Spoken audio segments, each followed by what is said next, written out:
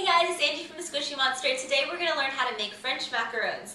Now, I'm going to show you just the basic recipe, but you're more than welcome to infuse it with all kinds of yummy berry flavors, or lemon, or peanut butter, anything. You can make chocolate macarons or pink strawberry macarons, whatever you would like. So if you can learn how to master this one, you can go ahead and duplicate it and reinvent it in a million different ways. So let's get started.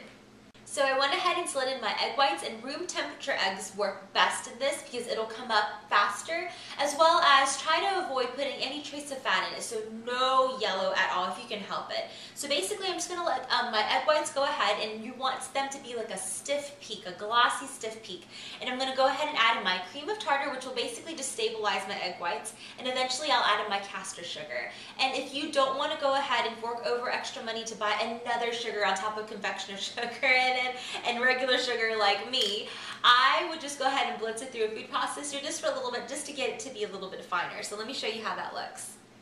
In my palm, it just looks almost like powdered sugar, but it's a little bit more granular than that, because this is my powdered sugar, which is very downy and soft and snowy. So this is just very, very, soft. This one is still, it maintains the integrity of like sugar granules, but it's softer. So you can go ahead and do that if you don't feel like paying for caster sugar. So I'm going to go ahead and let my egg whites go, add in my cream of tartar, and slowly sprinkle in my caster sugar, and I'll show you what kind of peak you want to get. So now that my egg whites have whipped up, I want to add in my powdered sugar and my crushed almonds. So all I did was, just to help it out, I just took a fork and I mixed in the ground almonds with my confectioner sugar. So I'm going to go ahead and take this out. And basically you're going to want to gently fold in your powdered sugar and your nuts into your egg white mixture.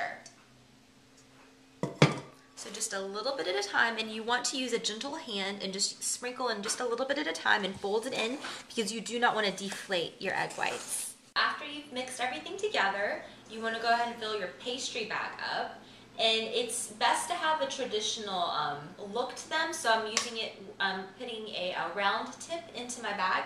And your pastry bag and squeezing it out from a pastry bag is going to make your life 100 times easier. So just go ahead and fill it up, and you don't want to overfill. So maybe do half the first time, then the other half the second time. And best to use parchment paper, but I am out, and like I always say, use what you got. Don't go and running out, getting trapped in the grocery store like I do, and coming out with a million different things when you went in for one. So I'm going to go ahead and just use my baking sheet, and it's best to use one without a lip, just so that heat evenly distributes and your macaroons come out beautiful and puffed up and crispy and light. So go ahead and squeeze everything to the bottom, and applying just a little bit of pressure, not too much. You want to just make a dollop. And you want to try to make them about the same size, but you know what, it doesn't have to be perfect. So just like with whoopie pies, if you have experience in making whoopie pies, you want to go ahead and gently dab your finger in just a little bit of water, not too much. And you basically want to just pat down the top, because when you pipe them, they come out with like a little bit of a hat. So you want to just dab your finger in water just a little bit and pat it down. And you don't want to use too much water, because then there'll be this discoloration, this weird discoloration when they're baked off and they come out. But you don't want to use too little water, because then it'll be too tacky. So this is just for really an aesthetic reason.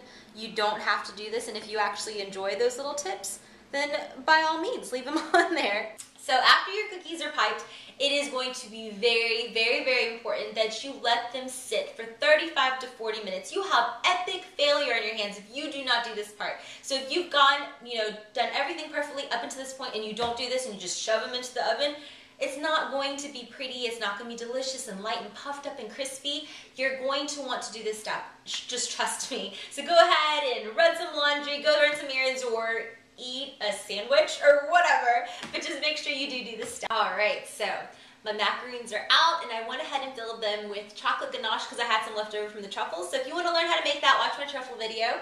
But you can fill them with buttercream, or you could even fill them with like lemon curd. I bet that would be really good. Or peanut butter, Nutella, anything you want. So just have fun with it. And you can make them quarter-sized, like the traditional ones that you see. But you know what? I'm lucky that I didn't make one giant one, so because I have a soft spot for cookies.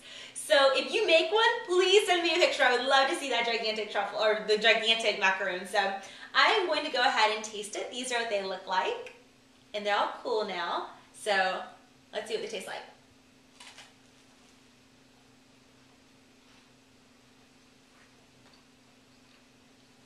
That is melt in your mouth.